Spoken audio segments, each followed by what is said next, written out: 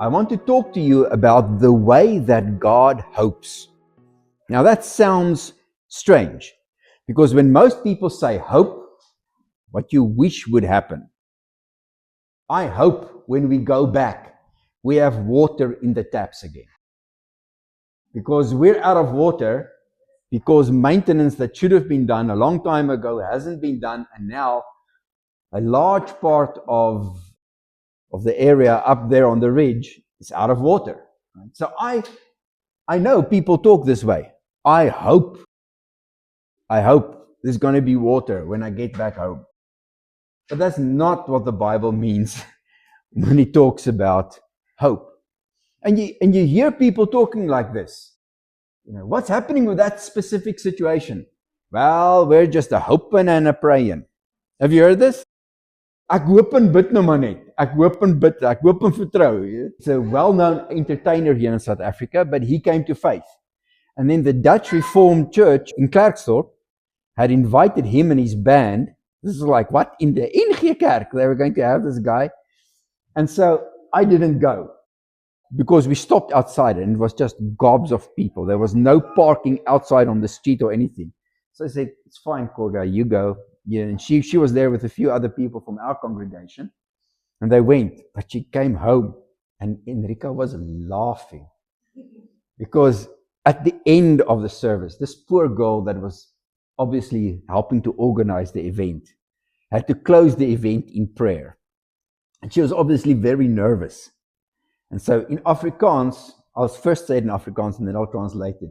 But she said at the end, after she'd prayed and she's telling everybody they can leave and so on. En ons hoop en vertrou dat God leef. which is so, which if you translate it to English, she was saying, yes, and we hope and pray that God lives. And so Corda couldn't help it. It just jumped out of her. What do you mean? Hope and pray that God exists or that God lives. You need to know. It's like she couldn't help herself. And Enrica was like, Mom. Now, there are some things that you don't need to be hoping and a prayer. You need to be certain about it. But the problem is that hope, the word hope, isn't about what you wish would happen. It is about what you're certain about. The Bible calls God the God of all hope. Today, I've put a lot of scriptures on your pages to give it high priority in our time together. Paul said to Timothy, one of the things that he encourages him, he says, look at your doctrine, and he says, treat people right, but then he says, and give time to the public reading of Scripture. He's not talking about your devotional time. A lot of people couldn't read, and not everybody had a copy of the Old Testament. So when he says, give time to the reading of Scripture, he's saying, when you get together as a fellowship, make sure that you spend time reading the Scriptures, not just explaining it. That's good. Preaching from it, teaching from it, all of that's good. But you need to spend some time actually reading it. Otherwise, you start guessing. You start misremembering. Some people that I really love had a theology degree, used to be in the ministry, but if you talk to them about the scriptures, you find them misquoting scriptures because they used to study it and they know in general what it says, but now we're kind of going off the vibes of what I kind of remember. It's not what you kind of remember. It's what God actually said. Because when you're in a crisis situation, you don't need to kind of sort of maybe know what you're believing for. You need to know. Romans 15 says this, and again, Isaiah says, the root of Jesse will appear, the one who rises to rule the Gentiles, and the Gentiles will hope in him. Now, may the God of hope fill you with all joy and peace as you believe, so that you may overflow with hope by the power of the Holy Spirit. So before this, he's talking about what God has accomplished in Jesus Christ by making salvation available not just to the Jews that had part of the old covenant, but a new covenant in Christ Jesus that welcomes all people, us Gentiles included. And he says this has been prophesied and promised from ancient times. Isaiah said, the Messiah will arise and the Gentiles will hope in him. And then he says, now, I'm wishing this for all of you, because the congregation that he's speaking to has a bunch of Christian Jews, but it is mostly non-Jewish Gentiles, like you and me, that came into the faith. And he says, so for all of you, for you Jews and for you Gentiles, this is what I pray for you. Now may the God of hope, did you realize that? The God of peace? Yes. The God of salvation? Yes. The Creator God that has great power? Yes. But the God of hope, may the God of hope bless you with all joy in believing. Not just some joy. He's the God that sees a good future, and he is certain that he is going to bring that good future about. God is certain about what he wants. And he's not just wishing for it, he's certain about it. He's expecting that certain things are going to come out a certain way. If you plant wheat, what do you expect is going to come up? Wheat. All right? If you plant, my daughter is getting ready for her wedding, and so she's just planted some marigolds, and she's timed it.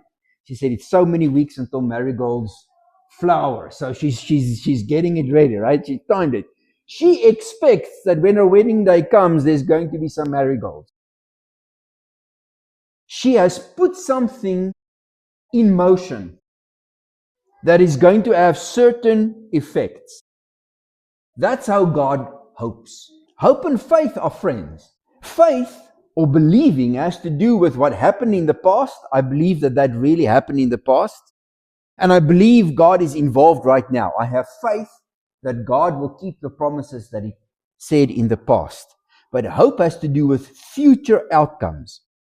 The road to that outcome might take all kinds of twists and turns. But at the end, this is the outcome that I am certain of. And God did not leave the outcome to chance. God hopes a specific way. And if we are going to believe in the God of hope, this is how we're supposed to hope. Not just a hoping and a praying, which is actually a wishing and a dreaming. Because a lot of those people that say, I'm a hoping and a praying, they never pray. They're actually just telling you, I wish. You know, people say, I've been praying about this thing for 5 years. I've been praying about this thing for 6 months. I've been praying about this thing for 3 weeks. Now, what it usually means, okay, which being interpreted. Let me give you the interpretation of that tongue. What that interpretation is actually is, I've been worrying. I've been thinking about this thing, and I've been worrying about it, and I've been complaining about it, and I've been grumbling about it for 5 years. I have this problem for the last 6 months, and I've been worrying and wringing my hands about it for the last 6 months. I have this problem for the last 5 weeks, and I have been waking up at night staring at the ceiling and eating antacid tablets for my upset tummy and my tension. And but what comes out of the mouth is, I've been hoping and praying. I've been praying about this. No. Because if you pray in faith, you pray and you get a certainty. There's a certainty in your heart. After you've prayed in faith, there's a certainty that drops into your heart. The Lord has heard my prayer. And when you have that certainty, the Lord has heard my prayer and the outcome is going to be good. There's no more wringing of my hands. There's no more worrying. There's no more sleepless nights. If I think about it, I think, well, I'm not sure how, but I know God's got this. I don't necessarily know exactly how God's going to fix it, but there is the certainty that dropped into my heart. God's got this. That's hope. That's hope.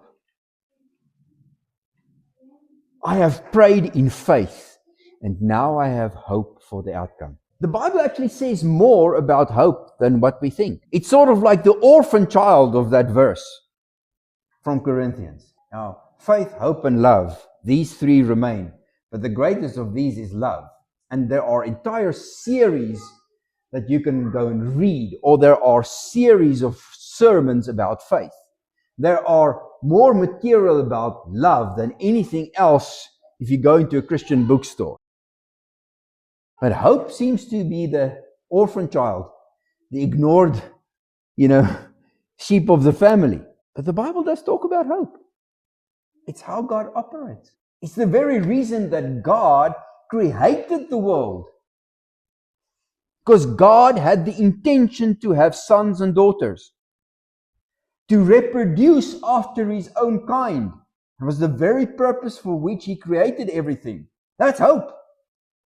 That's the outcome that he will not let go of.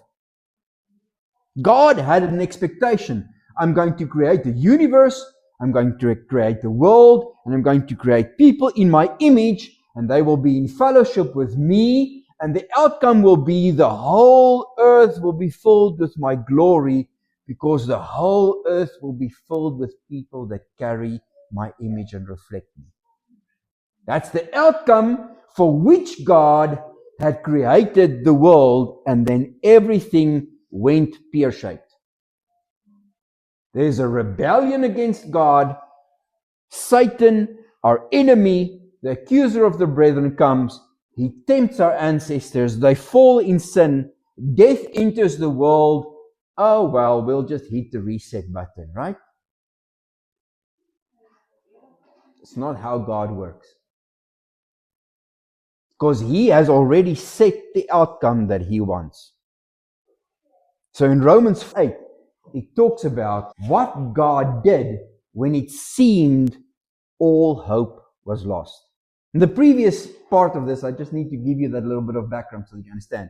He's talking about you don't fix yourself through works of the law, and you don't just go on sinning.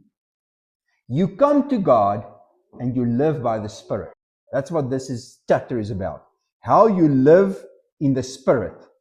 And basically saying, you need to copy your Father.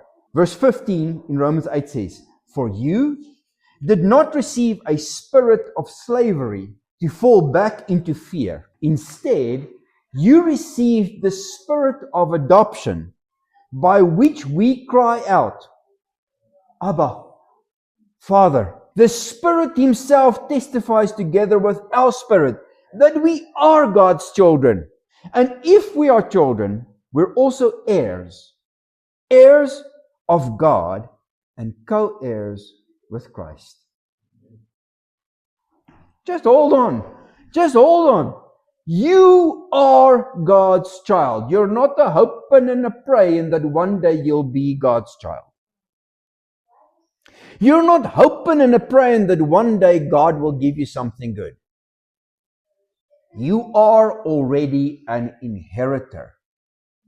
You're a co-inheritor with Jesus Christ. That's not going to happen somewhere off in the future. Yes, the fullness of what we believe for, the fullness of what we hope for, that will happen when Jesus comes again. That's true. But you are already in the will.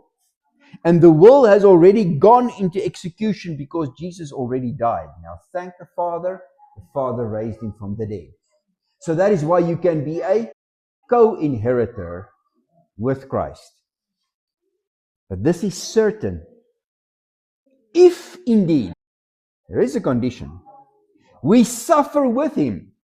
so that we may also be glorified with him. It's important to remember, just because you're a person of hope does not mean that you are blind to the problems of this world, and it does not mean that you are guaranteed that nothing will ever go wrong. He says you're a co-inheritor with Christ if you're also willing to suffer with Christ. Christ came with a certain expectation, but he was willing to suffer. And he's saying, come join me. Come be my co-inheritor and be willing to be uncomfortable in the pursuit of God's purposes. He's not saying come and suffer so that you can deserve your salvation. He's saying come and join God's purposes. You're in the family business, right? You're now a child of God. And God is busy with something. God has certain outcomes that he wants. You're a child in the house. So God's business is now your business. But if your older brother, Jesus, had to suffer in the pursuit of the Father's priorities, it's quite possible that you are going to, in pursuing God's priorities, get some resistance. But take it up. Take up the challenge. Don't try to avoid what's uncomfortable. Face it head on, because that's your inheritance, that you have the power of God to have victory over whatever comes against you. Verse 18 says, for I consider that the sufferings of this present time are not worthy to be compared with the glory that is going to be revealed in us. He doesn't say, I consider that the sufferings of this present time is completely unnecessary. If you just have enough faith, hallelujah. Just profess, hallelujah. No suffering will come my way, hallelujah. No, he says, the sufferings of this present time is not worthy to be compared with what's coming. So, go through the suffering. Stick to your principles even when it's not profitable. Proverbs says, man of righteousness will swear to the truth, even to his own harm. But it's true. It's right. I'm not going to compromise on it. Even if it costs me the business deal, even if it costs me the promotion, even if it's not what people want to hear, even if I have to say the truth, and thank God for the way that he gave you wisdom when you had to speak truth in an uncomfortable situation. And you got favor. But it doesn't always work that way. Sometimes you have to talk to family members. It's time for the truth. And you can speak the truth in love. And sometimes, because of what's going on in their hearts, because the devil has blinded their eyes, they're not going to take it. So, are you just going to say, well, I don't want to rock the boat. Sometimes it's time to rock the boat. But the sufferings that you go through now is not pointless. Not all suffering glorifies God. I'm sorry, not all suffering does. For instance, if you stole the money and they found you, then the sufferings that you go through is not for God's glory. Not all suffering glorifies God.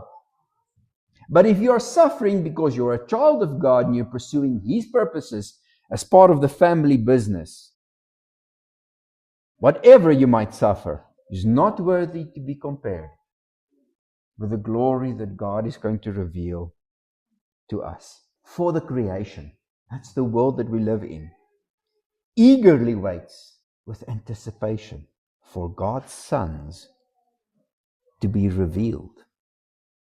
All the translation says for the manifestation of the sons of God. To manifest is just to make something clear. I think it's actually a better word for this. Revealed means something slightly different. You must manifest. You must make clearly seen that you are a son of God. And the word son here is very interesting. Don't worry, ladies, you are also sons of God. Okay? Because the point is, in the Bible, there are two words that you can use for children. The one is teknon. It's what we use for babies, infants. Okay? We have one infant over here. Okay? That's a teknon. Okay? It's a baby, a babe, an infant. It's definitely yours. No questions about it. I can look at her face. I can see both of you in her. It's yours, but she's not mature yet. There are some things that you cannot entrust to her. Not because you don't want to, right? But she's just not ready for it. I mean, I allowed my son, even under my supervision, I had him, he wanted to do something and was going to strip the copper of the plastic of these copper cables, and he cut himself, ka-choink, and that was the end of that project because we had to rush him into the emergency, and I was fine. I was like, you put pressure on it and we're there, and I'm like, and the moment that somebody else took over, I couldn't look at it. It's like, I feel queasy. I went as white as a sheet. I had to go and sit in the corner. He just wasn't ready for it yet. Okay, I put something in his hand that he wasn't ready for. But now, he's a big boy. Okay. He helped me here with this construction. There's a lot of stuff that I put in his hands. I don't worry about it. He's going to be fine. Right? Why? Because he's no longer a teknon. He's no longer a baby. He's a huios. He's a fully grown son. We're all children of God. Okay? He says you're a child of God. You can say, Abba. You can say, Daddy. You can. The Spirit of God is speaking in you. You can say, Daddy. That's fine. You're a child of God, but the world is not just waiting for there to be children of God. The world is waiting to see what a mature son of God looks like. He says the world is eagerly waiting. The creation, the messiness, the bad bugs and the disease and the horror of the things that we experience in this world, earthquakes and the whole upset of the balance of nature and all of this. He says the whole creation waits eagerly for us to show up and be mature. There are some things that I don't allow babies to go through. It's not their part. But as my children grow up, there are some things that I say, honey, this one I'm not going to fix for you. You need to suck it up. Okay? You need to toughen up. It's part of the growing up process. I'm definitely not a better parent than God. But God wants us to mature. For the creation was not subjected to futility, not willingly, but because of him who subjected it, in the hope that the creation itself will also be set free from bondage to decay, into the glorious freedom of God's children.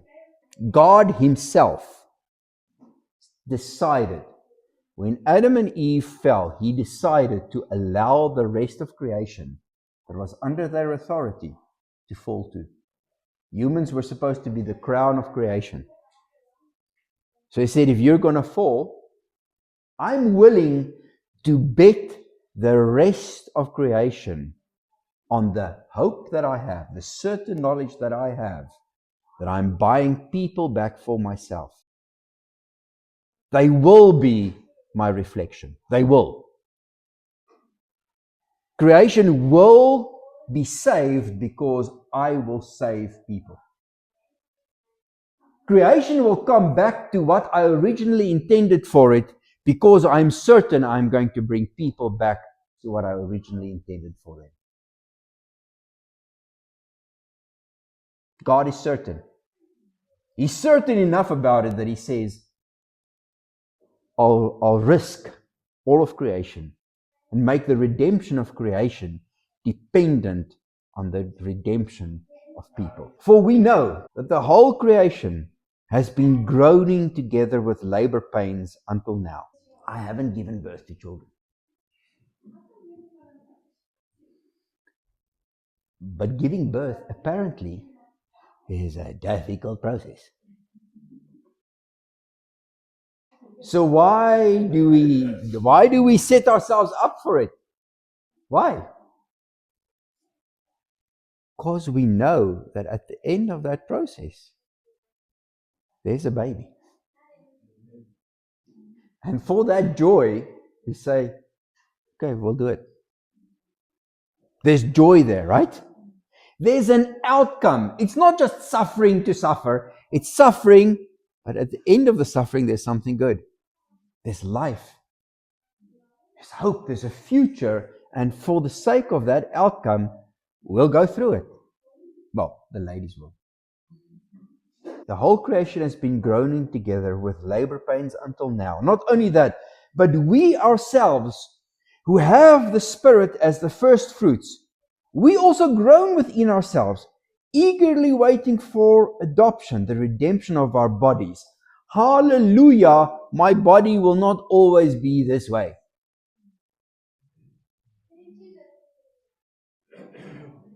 I mean, imagine, one day, you will see me with hair.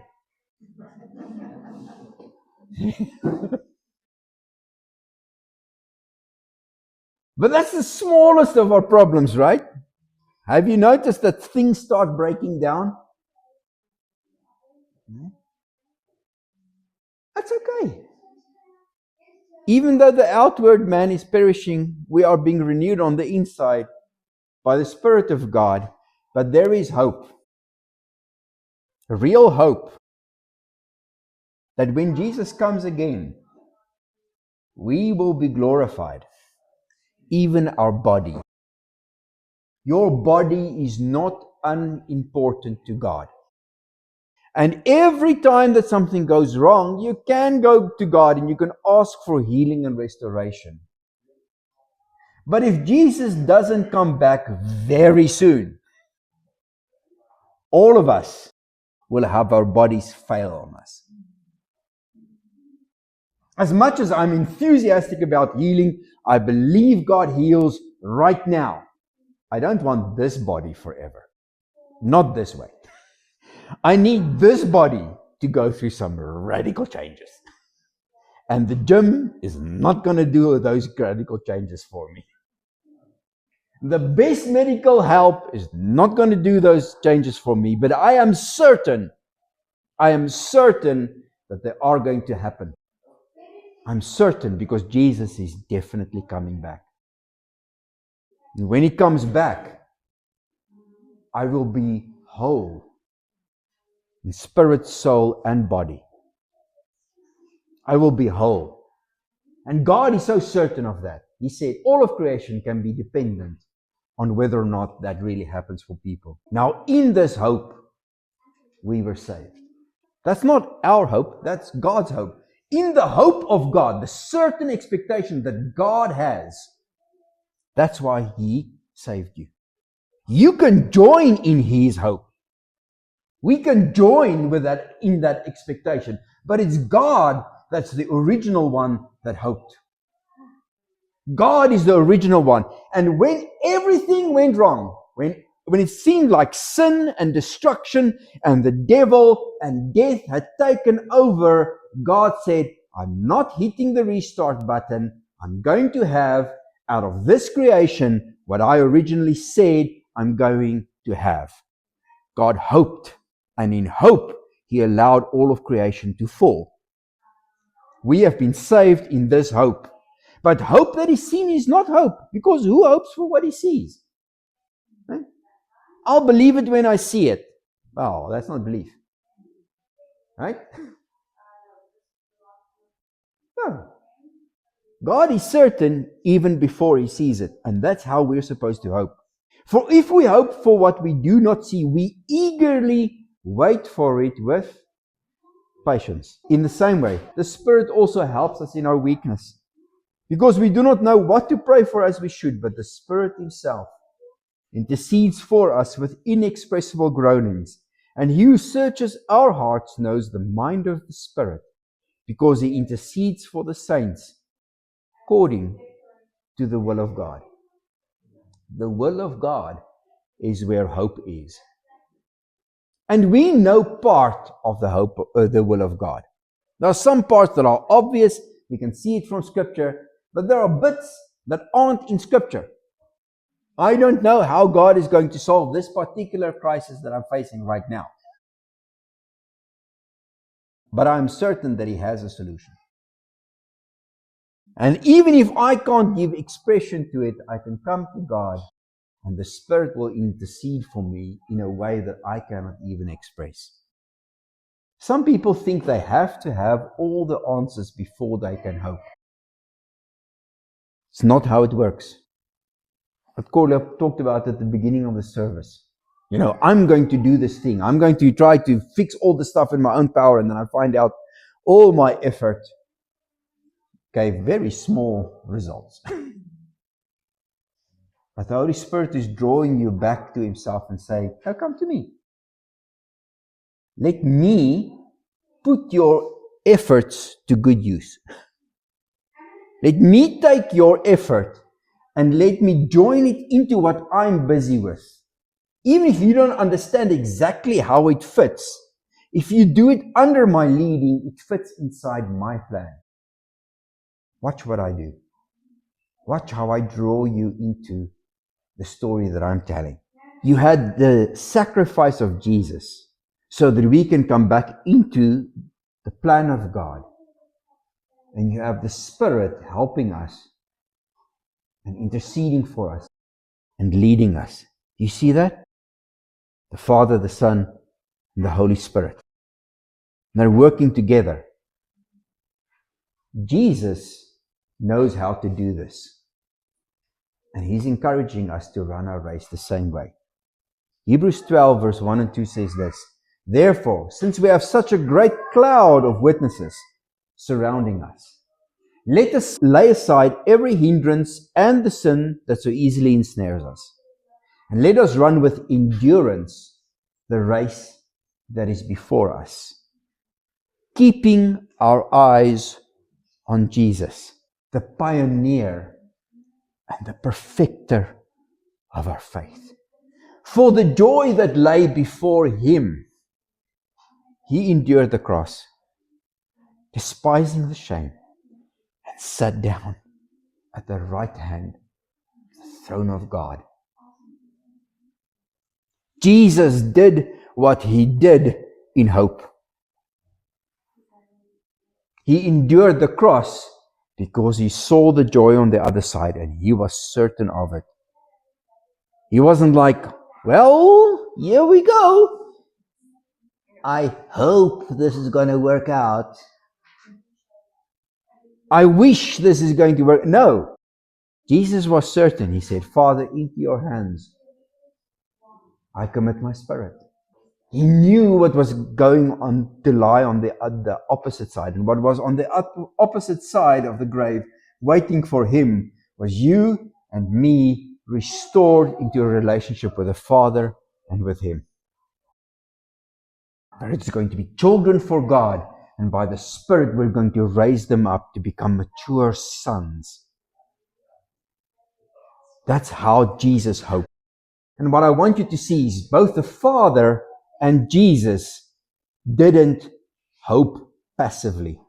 The Father said, "I'm going to take all of creation and subject it to the salvation of people."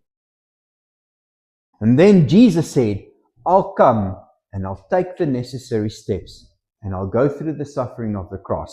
But I'm not going to just hope in a way that is passive. I'm not just a hoping and a praying. I'm doing something. I'm acting in accordance with the will of God." I want to encourage you to hope. But when I say I encourage you to hope, I'm not just saying, well, just a hoping and a praying. Just don't lose courage, my friend. It will all work out somehow in the end. I don't know how, but somehow.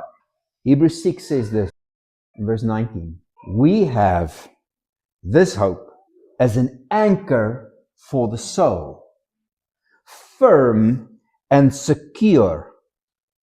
It enters the inner sanctuary," that means the most holy place in heaven. It goes into the inner sanctuary behind the curtain. It's firm and it's secure it doesn't sound like a wishing. I want you to hope. I don't have the exact answers of exactly how everything is going to work out in your life. But if you subject yourself to God and you bring God into every situation, then you have a reason to have an expectation of a good outcome every time. I'm not promising you a road without suffering.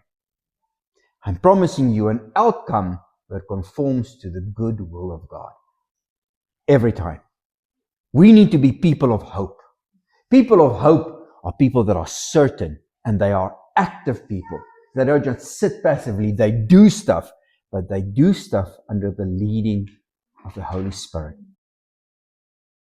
When we gather together, I really love the way that Corla started our service today. She just said she wanted to do the liturgy today, and I said, fine. We didn't arrange beforehand what I was going to preach about and what she was going to say. But I love this. We need to practice listening to the Holy Spirit. We need to practice, to each of us, come with an expectation. God's going to give me something to add. Because as we practice it here when we're together, we get skilled in it, and then we can start doing it in our everyday lives. Because we need to be people that can hear from God, line up with His will, and take action. And then we can have a life of expectation. We can hope the way that God hopes. That's my encouragement to you. No matter what happens then, in every circumstance, you can say, God be blessed.